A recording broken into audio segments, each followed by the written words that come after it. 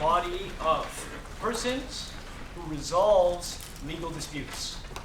So a court resolves disputes, beginning with civil cases. So in civil cases, we have, for instance, a breach of contract. And what you'll have is both parties will come before the court, before the judges, and they'll present their case. Now we have a criminal case. Well, a criminal case is different. The criminal case will involve an adversarial situation as well. So we have a prosecutor and we have a defendant. Now what the prosecution is trying to do, they're trying to establish that the defendant has actually committed a crime.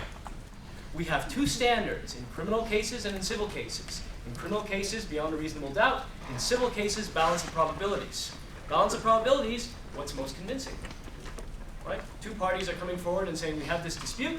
Each one is putting forward their case, and the judge is ruling. You're more convincing, this is the appropriate remedy. Criminal case is different. Criminal case is the state itself is coming forward and saying so-and-so has committed said crime. Because they've committed said crime, I need to establish now that they've committed this crime, and if they have, then this is the punishment we demand. And the punishment will involve, often, the withdrawal of freedom of a person's liberty. That is quite severe. As a result, there is a higher standard. Now we also have family matters. We have family disputes. And with family disputes, we usually go through a process known as conciliation. Why do we not go in this adversarial type system when we're dealing with family disputes?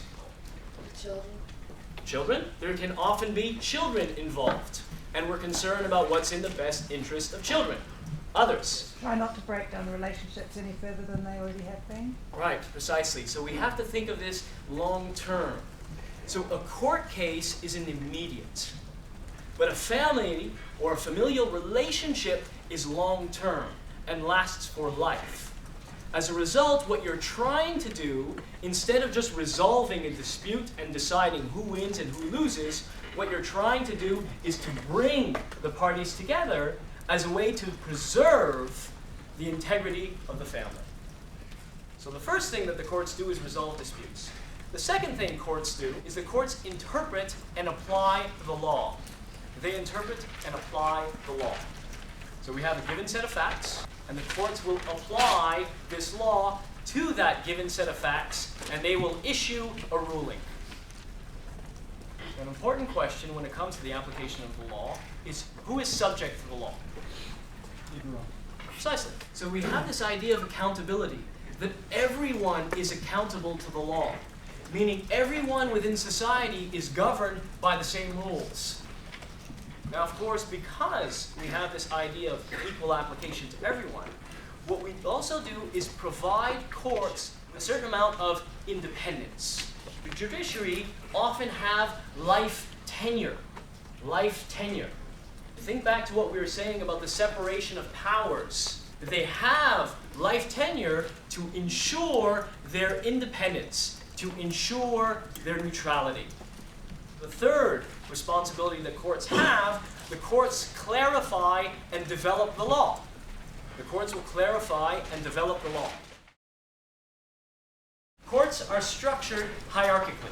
Lower courts handle matters first, and only if there is an appeal do we rise up the chain.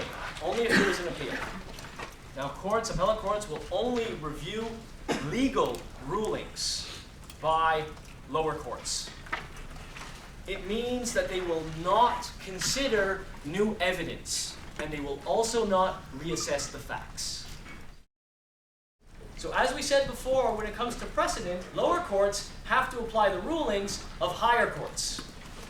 Lower courts has to apply a ruling of the district court, so the tribunal will have to apply the district court's ruling, just like the district court will have to apply the rulings of the high court, and so on. Now the second thing about courts, in addition to being hierarchical, is that they're divvied up by what we refer to as jurisdiction. Jurisdiction can either be geographical, or jurisdiction can be topical. Jurisdiction is simply the power, the ability to hear a case. A court must stay within its jurisdiction. New Zealand courts have jurisdiction over New Zealand law, over matters that arise in New Zealand. What's more important, though, is the nature of topical jurisdiction. Now, what we say is that a court has original jurisdiction to hear a dispute. So if we're dealing, once again, we have an employment matter, an employment issue. We have an employment tribunal that has original jurisdiction. You cannot look around and say, hey, you know what? This is really important to me. I'm taking this to the Supreme Court. No. They do not have original jurisdiction. You have to bring your case before the appropriate forum. To understand which courts have jurisdiction over what, the easiest way, you turn to the statutes. You turn to the statutes. Most New Zealand laws end once you leave New Zealand's borders. I also said that there are some complexities surrounding it. So there are certain actions in which New Zealand claims jurisdiction, even if you happen to not be within New Zealand's borders. Now, the interest in doing this would be because those actions, those activities that are happening beyond its borders are somehow going to harm New Zealand society. As we said, courts operate in an adversarial manner. In the civil cases, two parties come forward, bring their case, but each one tries to be as convincing as possible. In a criminal matter, the state tries to prove its case, and the defendant defends. Very straightforward. The judge acts as a referee, and they determine which of the two sides has the strongest case. There are, however, some courts that do operate beyond an adversarial system and go into what we refer to as an inquisitorial system. An inquisitorial one is where the judge, the finder of fact, will actually investigate themselves. So an example of this in New Zealand, the Waitangi Tribunal. Other characteristics of the court process, they're open to the public. There are exceptions, of course. One can easily think family court proceedings. This is what we refer to as open justice. What is the rationale behind open justice? Rationale, yes? Judges are accountable for their Precisely. decisions. Judicial accountability. Judicial accountability. We also want to enhance public knowledge of the law. It also allows, and people don't think about this, but if we think in terms of law and society, it's important to underscore it. We say that it allows for the venting of public emotions, right? Public venting of emotions. Why do we want people to vent their emotions? So don't take it in their own heads. Precisely, right? Vigilantism.